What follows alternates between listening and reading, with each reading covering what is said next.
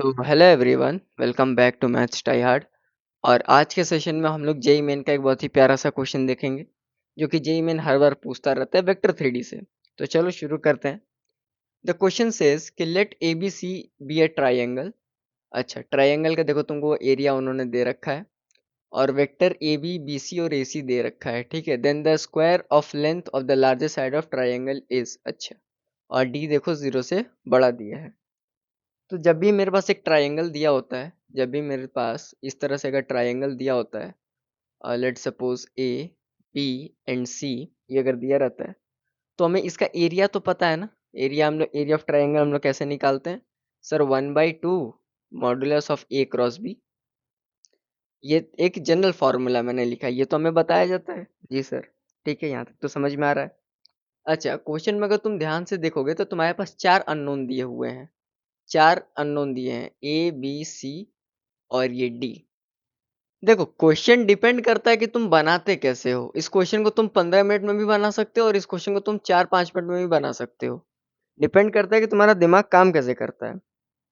और जब भी ट्रायंगल की तीन साइड दिए रहती हैं तो हमारे दिमाग में सबसे पहले दो बातें क्लिक करनी चाहिए। कौन सी दो बातें सर? मैं बता रहा हूँ। जब भी तीन साइड दिया गया हो तो उसका मतलब मोस्टली होता है कि A vector plus B vector plus C vector zero हो रहा होगा। या तो ये कंडीशन बन जाती है या तो फिर ये कंडीशन बन जाती है, A vector is equal to B vector plus C vector.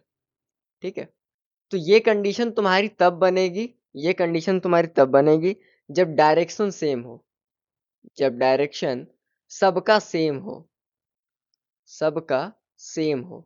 ठीक है, और ये वाली कंडीशन बनेगी कि किसी एक का डायरेक्शन अपोजिट हो, किसी एक का डायरेक्शन अपोजिट हो जाए। ठीक है, तो यही दो कंडीशन बनती है, कंडीशन वन या कंडीशन टू, दोनों में से कोई एक बनेगा। ठीक है, यहाँ तक तो समझ में आ रहा है। अच्छा, क्वेश्चन के अकॉर्डिंग हमें क्या दिया हुआ है कि ट्राइंगल है, उसका एरिया 15√2 दिया हुआ है। अच्छा, तो एरिया हमें दिया है 15√2 और हमें करना है 1/2। अच्छा, एक बात बताओ, इसमें से मैं कौन से दो साइड का मल्टीप्लाई करूं?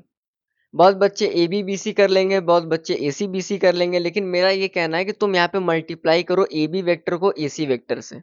ऐसा क्यों कह रहे हैं सर? किसी का भी मल्टीप्लाई कर सकते हैं, कोई बाउंडेशन नहीं है। हाँ, एकदम कर सकते हो, लेकिन तुम ध्यान दो थोड़ा यहाँ पे, तुम यहाँ पे थोड़ा सा ध्यान दो।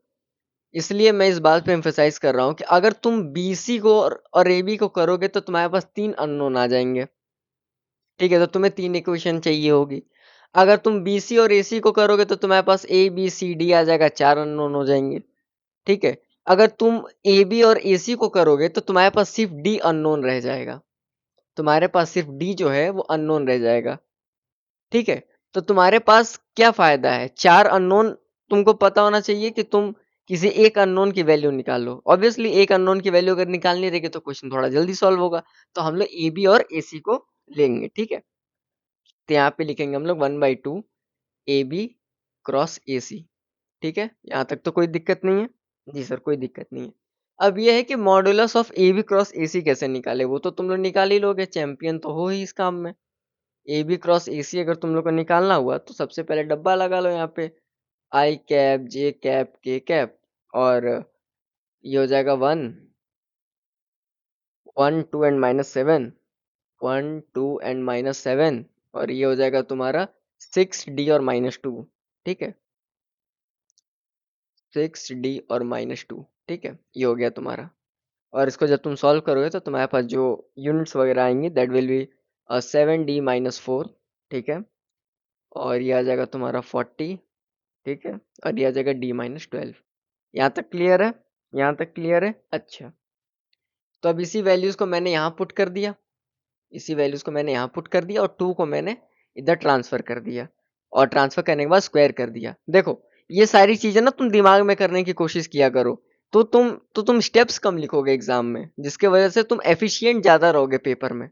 ठीक है, एफिशिएंट पेपर में तुम ज्यादा रहोगे। मैंने क्या बोला? मैंने ये सारी वैल्यूज को इसमें रख देनी है, 2 को इधर ट्रांसफर कर देना है और स्क्वायर कर देना है।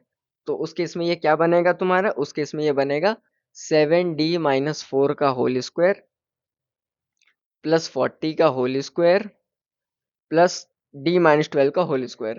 ठीक है, प्लस D-12 का होल स्क्वायर, और इसको तुम इक्वल कर दोगे किसके?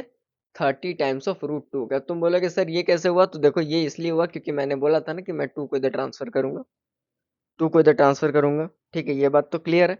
जब तुम इसको थोड़ा सा सॉल्व करोगे तो तुम्हारे पास एक इक्वेशन बनेगा, that will be 5d square minus 8d minus 4 which will be equal to 0।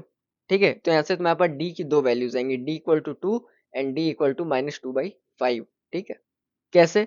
अब सिलेक्ट कौन सा करना है? यहाँ पे देखो क्या लिखा है कि डी पॉजिटिव होना चाहिए, तो डी पॉजिटिव होना चाहिए, यानी इसको हम लोग करेंगे रिजेक्ट। ठीक है, इसको हम लोग एक्सेप्ट कर लेंगे। ठीक है, इसका प्रपोजल रिजेक्ट हो गया। ठीक है, तो ठीक है, रही ये बात।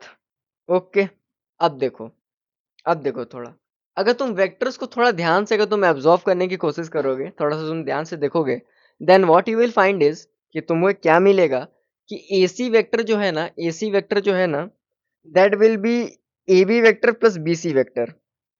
ठीक है, ठीक है, that will be A B vector. Wait a minute, तुमको इतना लंबा क्यों करवाना है यार, शॉर्ट में ही कर लो ना। हाँ, तो तुम देखोगे कि बी सी वेक्टर जो है, अरे ये पेन को क्या हो जाता है कभी कभी यार। हाँ, तो तुम ध्यान से देखोगे तो बी सी वेक्टर तुम्हारा किसके इक्वल हो जाएगा? A C vector, A C vector minus of A B vector. Okay, that's clear, fine. अच्छा, बी सी वेक्टर को तुम मान लो ए, तो मान लो A comma B comma C, तो जब तुम माइनस करोगे इन दो वेक्टर्स को, दैट विल बी 5 0 एंड 5। ठीक है, ये तो समझ में आता है। अब तुम्हें बोला है ये बात कि find the length of largest side, तो अब साइड तो निकालना तुम्हें आता ही है, साइड तो निकालना तुम्हें आता ही है। मैं यहाँ बता देता हूँ तुमको, थोड़ा ध्यान से देख लो यहाँ पे कि अगर तुम side modulus of A B vector अगर तुम निकालोगे, modulus of A B vector निकालोगे, तो तुम्हें पता है ना वो अंडर रूट 54 आएगा। वही under root A square plus B square plus C square से मॉडुलस अगर निकालना होता है किसी ए वेक्टर का, तो समझ रहे हो ना, एक्स कंपोनेंट का स्क्वायर प्लस वाई कंपोनेंट का स्क्वायर प्लस जेड कंपोनेंट का स्क्वायर। ठीक है, ये तो पता होना चाहिए तुमको यार। ठीक है, ये मैंने जस्ट एक रिकैप करवा दिया है थोड़ा सा। अच्छा, अगर तुम यहाँ पे बी सी वेक्टर निकालोगे ना, बी सी वेक्टर अगर तुम यहाँ पे निकालोगे ना, that will be equal to under root 50। और अगर तुम modulus of A C vector अगर तुम निकालोगे, दैट विल इक्वल टू 44। तो तुम्हारा ये आंसर हो जाएगा, क्योंकि वो स्क्वायर पूछा है, ये स्क्वायर करोगे तो ये नंबर सबसे ज्यादा हो जाएगा। ठीक है, वेल अगर वीडियो पसंद आता है तो वीडियो को लाइक करना, शेयर करना, सब्सक्राइब करना। और तुम लोग को सबसे बड़ा थैंक यू, क्योंकि आज तुम लोगों ने मैथ्स टाई हार्ड को 200 प्लस तक पहुंचा दिया है। तुम्हारी इतनी सपोर्ट की वजह से मैं 200 प्लस सब्सक्राइबर तक इतनी जल्दी पहुंच पाया। ठीक है, और तुम सबको बहुत बहुत बड़ा थैंक्स। ये चैनल सिर्फ मेरा नहीं है, चैनल तुम्हारा भी है। ठीक है, तो कॉन्ग्रेचुलेशन एवरीवन, हम लोग 200 प्लस हो गए हैं। ठीक है, वेल अगर वीडियो पसंद आता है तो वीडियो को लाइक करना, शेयर करना, सब्सक्राइब करना। जेई मेन और जे एडवांस लेवल के क्वेश्चन सॉल्व करते हैं। ठीक है, ओलंपियाड लेवल के भी ब्रिलियंट क्वेश्चन को सॉल्व करते हैं, ट्विस्ट क्वेश्चन करते हैं स्मार्ट टेक्निक और ब्यूटीफुल लॉजिक के साथ। करना है तो @मैथ्स टाई हार्ड के एक टेलीग्राम चैनल पे जुड़ जाओ, जहां मैं डेली जो है कुछ अच्छे क्वेश्चंस को पोस्ट करता हूँ। Till then keep learning and keep exploring. Bye bye.